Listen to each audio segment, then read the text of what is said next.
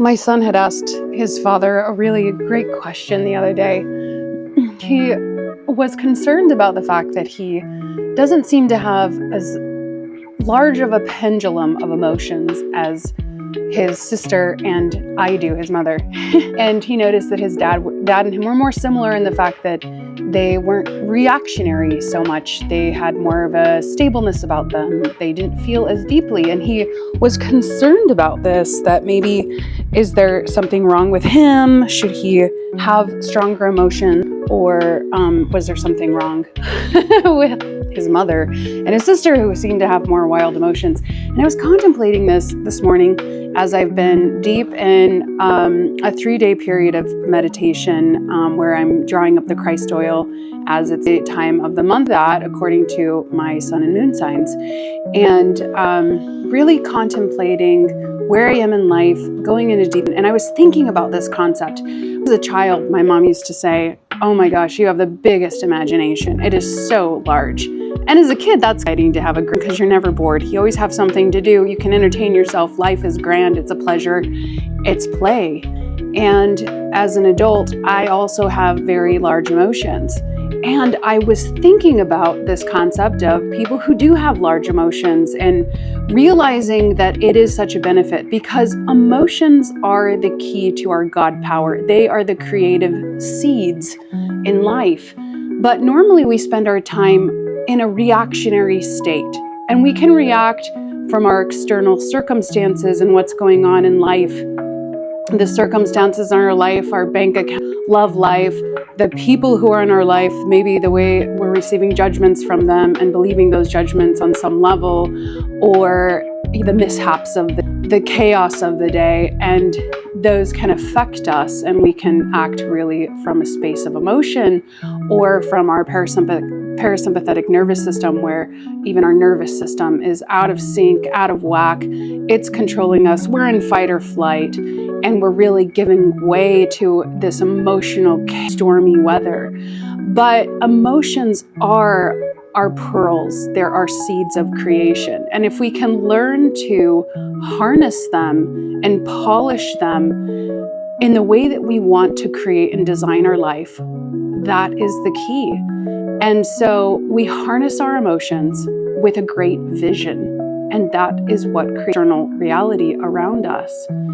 So my practice the last few days has been really watching what emotions are arising, and if they're negative and counter to the dream I'm holding, the vision I'm holding for my life. Not a future vision, a vision of what I want my life to be, but the way we wanting and desiring it and being and holding it in scarcity as some side of us and something that we must strive for, we must somehow obtain, which always feels like a carrot at the end of the stick that you're never going to get to.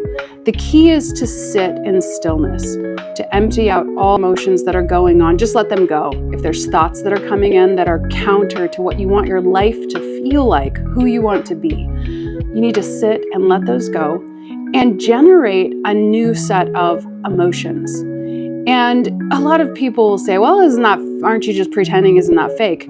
But if you think about an emotion, it has a frequency to it. Every emotion has its own vibration to it. And so if we're allowing negative emotions to vibrate in our body, that vibration is what magnetizes in the circumstances of our life, because the universe reflects to us what we feel. It reflects our vibration and frequency.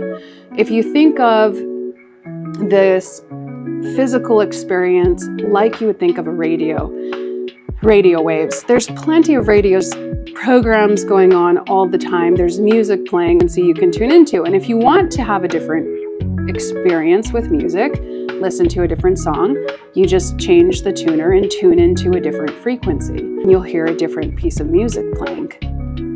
Well, this is the same with our body. And if we want to use our body, this beautiful God gift for us, then you have to learn to dial in to the frequencies that you want. So pretend you're an actor. An actor doesn't just get up on film and just start pretending that they are this character.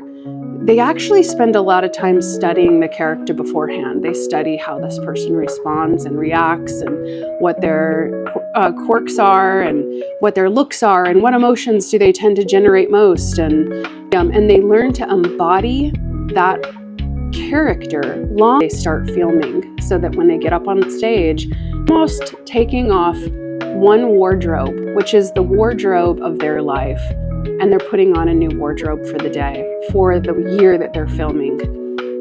And this is how emotions can be used to harness and create what we want in our life. We may be experiencing a range of emotions depending on what's going on in our circumstances day to day. There may be situations going on. You may be overwhelmed. But these are just emotions that we can actually stillness and set down for a time. And we can tune into and generate other emotions, change the frequency, dial into positive emotions, dial into the feeling of what it's like.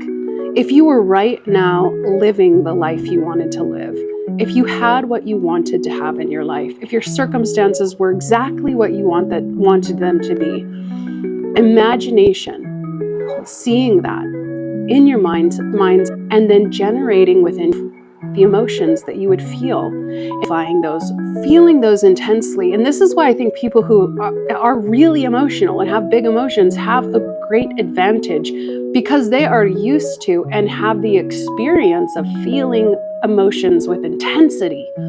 They can feel them strongly in their body, and they have the capacity to switch from one emotion to another. And I think it makes it easier to generate the emotions that they want to be experiencing, and sitting with those and attuning frequencies. And when they do that, when they couple these emotions to be living, this person they want to be living as, they generate the emotions of what that would feel like, and they couple it with their great vision. That is the seed of creation. And so, feeling gratitude today, and a little bit of excitement for the fact that there's a life where I feel with intensity. And that intensity could be as a reaction to the world outside of me, or I could take that same intensity that I have for emotion and direct it and start polishing a different pearl, polishing these different seeds to create a different reality.